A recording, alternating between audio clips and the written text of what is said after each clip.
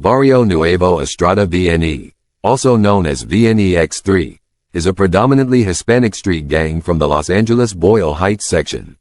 Established in the 1940s and 1950s within the Estrada Courts housing projects, VNE emerged as a response to older, more established gangs in the area. The gang adopted the name Nuevo to represent a new generation of members, reflecting the socio-economic conditions of the time. Many Mexican-American families had moved to Boyle Heights seeking better opportunities, but they often faced poverty, discrimination, and limited access to resources. Initially based in the Estrada Courts, VNE has expanded its influence across Los Angeles County, including East Los Angeles, Montebello, and Lancaster. Despite this growth, there has yet to be validated evidence of VNE subgroups outside Southern California. The gang operates through various cliques, such as the Tiny Winos, Chicos, Dukes, DVS, CTS, PJTS, TPS, Malos in Estrada Courts, Midgets, Niños, Tiny Locos, Los Santos, Sharks, Spontos, Termites, Tiny Dukes, Tiny Gangsters, Tiny Locos in Montebello, and Primos in Lancaster. These cliques help maintain VNE's influence across neighborhoods and support various criminal activities. Estrada Courts and the cultural presence of Varrio Nuevo Estrada VNE. Estrada Courts, a low-income housing project in the Boyle Heights area of Los Angeles, California, is notable for its rich cultural history and connection to the Varrio Nuevo Estrada VNE gang. This area is a powerful symbol of community resilience and pride, reflected in its murals and the deep-rooted presence of VNE. Historical background of Estrada Courts. Estrada Courts was constructed between 1942 and 1943 during a housing shortage in Southern California caused by the World War II boom in war industry work and the return of servicemen. Of the original 30 buildings, 214 units were reserved for defense housing. In 1954, Paul Robinson Hunter designed an extension of the site with Fred Barlow Jr., resulting in 414 apartments.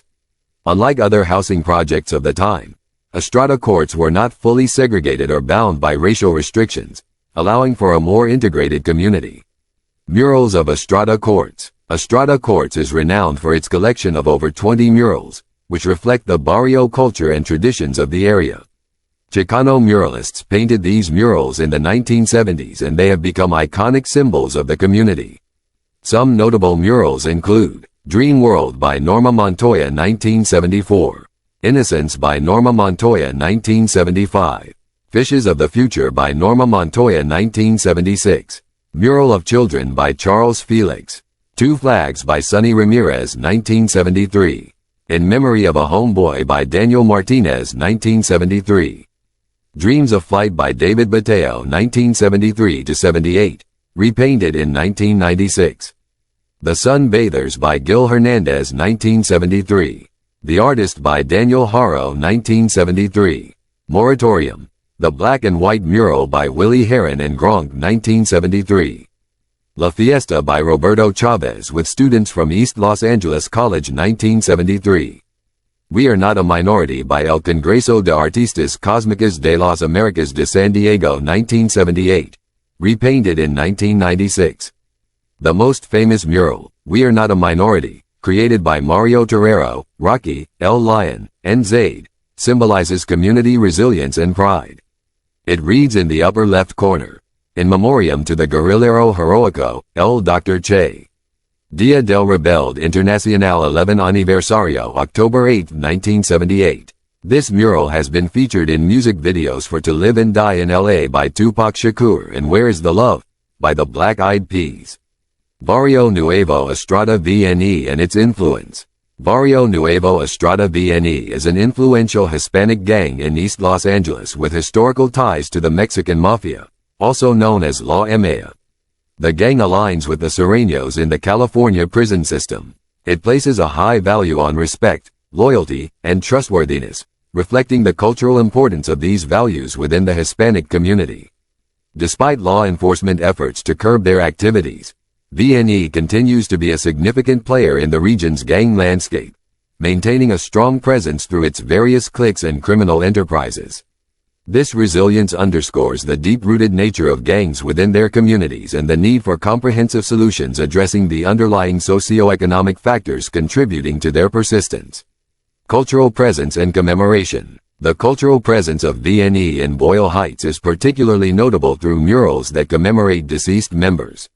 One famous mural by artist Daniel Martinez, painted in 1973 at 3328 Hunter Street, serves as a poignant tribute to lives lost to gang violence and a reminder of the community's ongoing struggles.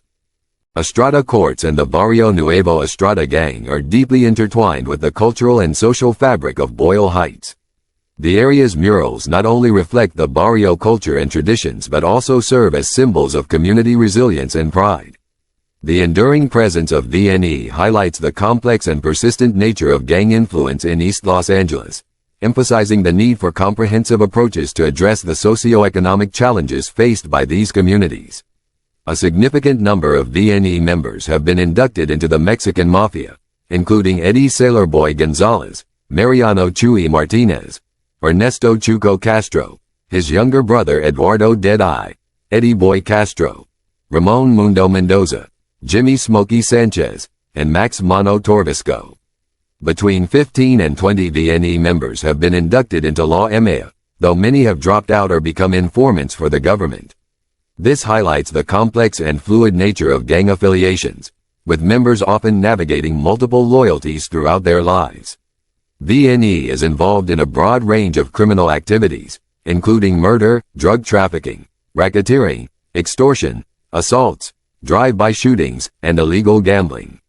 The gang primarily generates income through street-level narcotics distribution, capitalizing on ongoing drug demand in their territories. In response to their notorious activities, the Los Angeles City Attorney successfully petitioned for a permanent gang injunction against VNE on November 15, 2004. Despite this legal action, VNE continues to exert significant influence, illustrating the challenges of eradicating entrenched gang presence through law enforcement alone. Ramon Mundo Mendoza. From gang leader to betrayed informant, a tale of redemption, retaliation, and survival. Early life and gang involvement. An innocent ambition marked Ramon Mendoza's early years in East Los Angeles. Born into a life where hope seemed within reach, Mendoza began his journey as a Catholic altar boy with dreams of one day becoming a priest. However, his childhood took a drastic turn after he witnessed a brutal murder at the tender age of 12. This traumatic event shattered his innocence and set him on a path away from his initial aspirations. Seeking solace and belonging, Mendoza found himself drawn to the Varrio Nuevo Estrada VNE gang, one of the oldest and most entrenched gangs in East LA. His initiation into the gang was swift, and he quickly became immersed in a world of crime, leaving behind his former life of faith and hope. Rise in the Mexican Mafia. As Mendoza's criminal activities intensified, he found himself behind bars, where his journey took a critical turn. In prison, he joined the Mexican Mafia, also known as La EMEA, a powerful and feared criminal organization. Mendoza's intelligence and ruthlessness allowed him to ascend the ranks, earning him the moniker Machine Gun Mundo due to his formidable skills with firearms. His rise within the Mexican Mafia was marked by his strategic prowess and ability to forge key alliances with other gangs. Mendoza's role was pivotal in orchestrating numerous criminal enterprises, solidifying his position as a significant figure in the organization. Turning against the Mexican Mafia. After decades entrenched in a life of crime, Mendoza experienced a profound transformation. This change was fueled by a spiritual awakening and a deep personal conversion to Christianity, which was supported by the encouragement of his family. As he grappled with his past, Mendoza made the courageous decision to break away from the Mexican Mafia. His newfound faith and moral conviction compelled him to cooperate with law enforcement. Mendoza provided crucial information that played a significant role in dismantling parts of the Mexican Mafia, contributing to a series of legal victories against the organization. Retaliation from the Mexican Mafia. The Mexican Mafia's blood in, blood out policy dictated that once a member joined, leaving the organization was punishable by death. This brutal policy underscored the severe consequences Mendoza faced for his defection. By testifying against his former associates, Mendoza's betrayal was seen as particularly egregious due to his high standing within La Maya. His cooperation made him a prime target for retaliation, as the Mexican Mafia's stringent enforcement of their policy meant that Mendoza's decision to cooperate would inevitably lead to significant threats and attempts on his life. Law enforcement protection. Given the high risks associated with his cooperation, Mendoza likely received extensive protection from law enforcement. To ensure his safety, he may have been placed into a witness protection program designed to shield individuals from the severe retribution faced by their former criminal associates. Mendoza's story is a compelling narrative of redemption amidst danger, highlighting the risks and challenges faced by those who choose to leave gang life behind and seek justice. Ramon Mundo Mendoza's journey from a feared gang leader to a reformed informant underscores the complexities of gang involvement and the profound risks associated with turning against one's former associates. His tale is a powerful testament to the potential for personal redemption and the enduring dangers faced by those who choose to challenge their past affiliations. Mariano Chuy Martinez. A notorious figure in Varrio Nuevo Estrada and the Mexican Mafia, a journey through crime, power, and legacy. Mariano Chuy Martinez stands out as a significant player within the Varrio Nuevo Estrada gang and the infamous Mexican Mafia, also called La Maya. Here's an in-depth look at his life and criminal undertakings, background and gang ties. Chuy Martinez earned a reputation as a leading figure in the Mexican Mafia, or La Maya, while also being a key member of the Varrio Nuevo Estrada VNE gang. His criminal record includes a conviction for the 1998 Montebello murders, leading to a life sentence without parole, along with an additional 130 years. His criminal endeavors reached far beyond the streets, as he maintained a stronghold within the prison system, where he continued to wield power and orchestrate illegal activities. The Mexican Mafia, or La Maya, established in 1957 at the Dual Vocational Institution in Tracy, California, the Mexican Mafia has become one of the most formidable and feared prison gangs in the United States.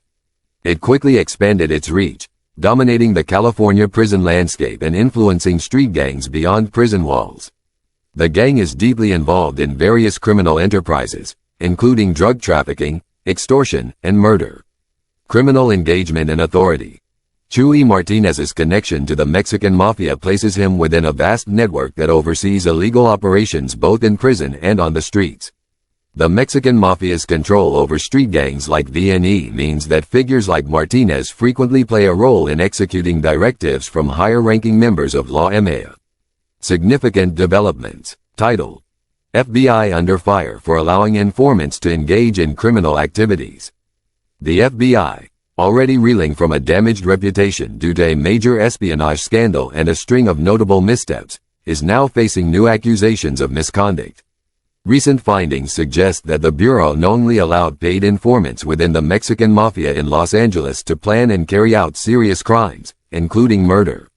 Documents and wiretap recordings obtained by LA magazine New Times reveal that the FBI monitored a conspiracy to assassinate Chuy Martinez, a Latino gangster, for a span of 7 months from 1997 to 1998, yet failed to take any action against the conspirators or issue any warnings. During this time, Martinez was targeted and nearly killed. Another gangster who had received threats was murdered, and Martinez's associates faced assaults in prison. All while 5 FBI agents, their supervisor, and 2 federal prosecutors stood by without intervening. "This shouldn't have happened," remarked Danny Colson, a former deputy assistant director of the FBI. "I can't fathom how they didn't act on this information. It's hard to believe a supervisor wouldn't have seen this as a conspiracy to commit murder." This incident echoes a long-standing scandal in Boston, where the FBI allowed mafia leader Whitey Bulger to commit various crimes, including murder, for decades. This led to the wrongful imprisonment of Joseph Salvati and Peter Limona, who spent over 30 years in prison due to the FBI's choice to protect its informants rather than reveal exculpatory evidence. In the Los Angeles case, the primary informant was gangster John Tershak, who received $40,000 for his role.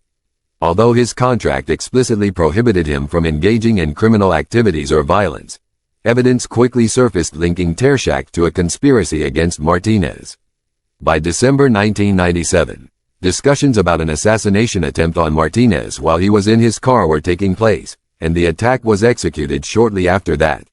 Martinez sustained gunshot wounds to his hand, arm, and head but managed to survive. In April 1998, further evidence came to light, including the murder of drug dealer Victor Murillo and assaults on Martinez's associates within LA County Jail, all directly tied to Tershak's involvement. It wasn't until Tershak ordered the assassination of Martinez in late April that the FBI finally alerted him to the imminent threat.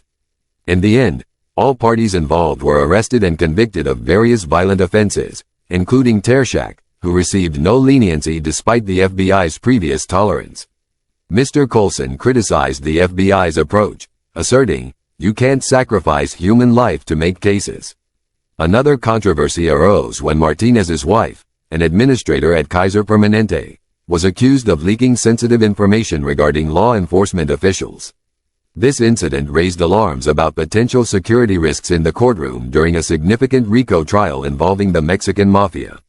Despite the LASD's attempts to safeguard personal data, the situation highlighted the extreme measures that LAIM members and their affiliates would take to protect their interests and undermine legal processes. Mariano Chuy Martinez's death in 2014 serves as a powerful reminder of the far-reaching influence wielded by gang leaders, even from behind prison walls. His life and the criminal enterprises he was involved in highlight law enforcement's significant hurdles in tackling organized crime and gangs' intricate networks. Martinez's connections and actions reveal the complicated ties between street gangs like VNE and the larger criminal framework of the Mexican Mafia.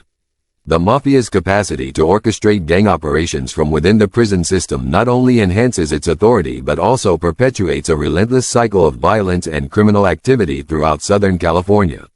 The reach of the Mexican Mafia goes beyond simple gang conflicts. It encompasses intricate alliances with other criminal entities and exerts a profound influence on local communities through extortion, drug trafficking, and the brutal enforcement of its rules. Individuals like Martinez are pivotal in sustaining this hierarchy and ensuring the gang's ongoing supremacy.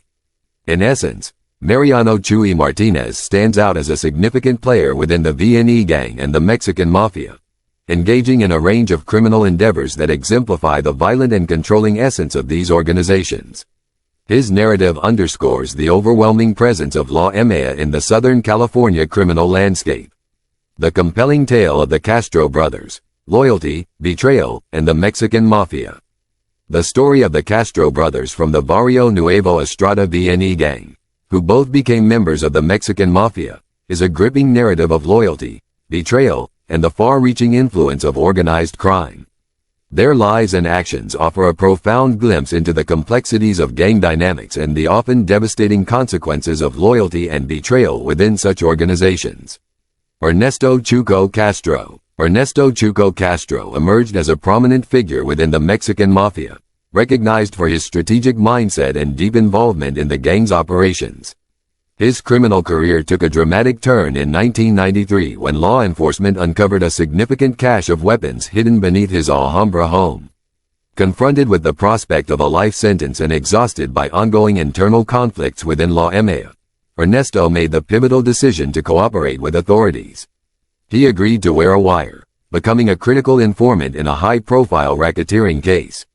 Ernesto's testimony during the 1997 trial was instrumental in securing convictions against several high-ranking members of the Mexican Mafia. His cooperation, while crucial for law enforcement efforts, branded him a traitor within the organization. This act of defection underscored the intense internal divisions and the difficult pressures faced by individuals deeply entrenched in organized crime. Eduardo "Dead-Eye" Eddie Boy Castro. Eduardo "Dead-Eye" Eddie Boy Castro, Ernesto's younger brother, was a well-known enforcer within the Mexican Mafia. Unlike Ernesto, Eduardo remained loyal to the organization, refusing to cooperate with authorities despite the personal and familial fallout. His steadfast loyalty was tested as his brother's actions cast a long shadow over him, ultimately leading to his ostracism within the gang.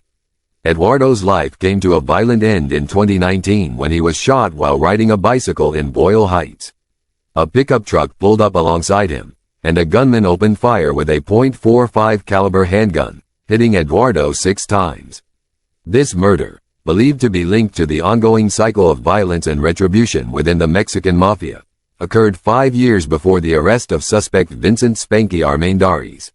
Eduardo's death serves as a stark reminder of the brutal consequences that can follow those associated with informants. Courtroom drama and family betrayal. The courtroom drama during Ernesto Castro's testimony was highly emotional and tense.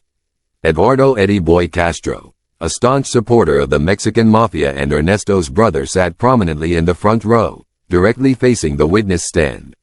His intense, menacing gaze toward Ernesto symbolized the profound sense of betrayal and anger felt within the gang community. This unspoken threat of violence is a significant, albeit often overlooked, aspect of gang culture.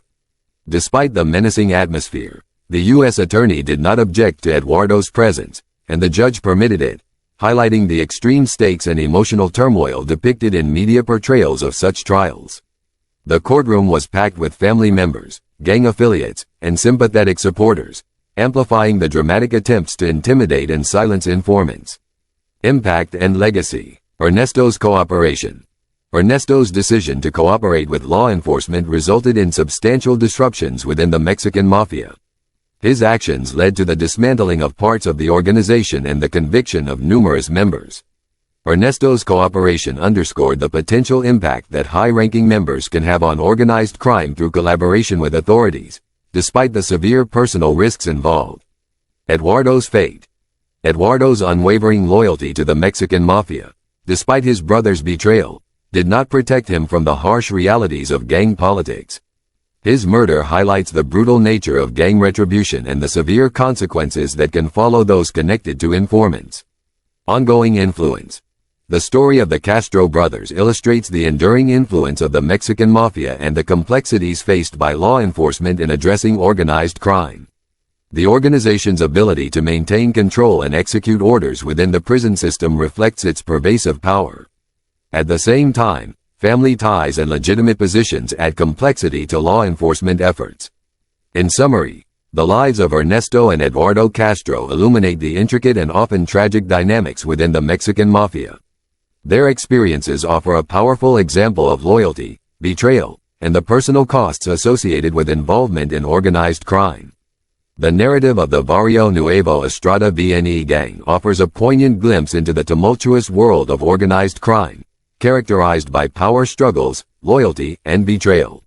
Emerging from the streets of East Los Angeles, VNE evolved into a formidable player in the criminal underworld, marked by its involvement in drug trafficking, violence, and internal conflicts.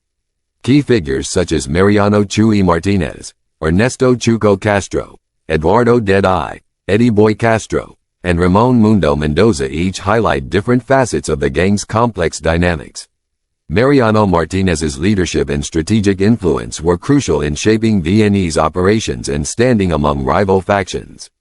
Ernesto Castro's transition from a high-ranking member to a key informant revealed deep internal rifts within both VNE and the Mexican Mafia, leading to significant legal repercussions for the organization. Eduardo Castro's tragic death underscored the severe consequences of his brother's betrayal and the pervasive violence within the gang. Ramon Mendoza's decision to become an informant further illustrates the shifting allegiances and internal conflicts often defining organized crime. The story of VNE underscores the dual nature of criminal enterprises, the relentless pursuit of power and wealth, contrasted with the inherent violence and personal cost. The shift of multiple key members to informant status highlights the profound impact of internal betrayal and the significant risks faced by those involved in organized crime. Ultimately, the rise and fall of the VNE gang and its notable members provide a vivid portrayal of the complexities of organized crime. Their stories offer valuable insights into the challenges law enforcement faces in dismantling entrenched criminal networks, as well as the personal sacrifices and shifting loyalties that define life in the criminal underworld. Through their experiences, we gain a deeper understanding of the forces driving organized crime and the ongoing struggle to address its pervasive influence.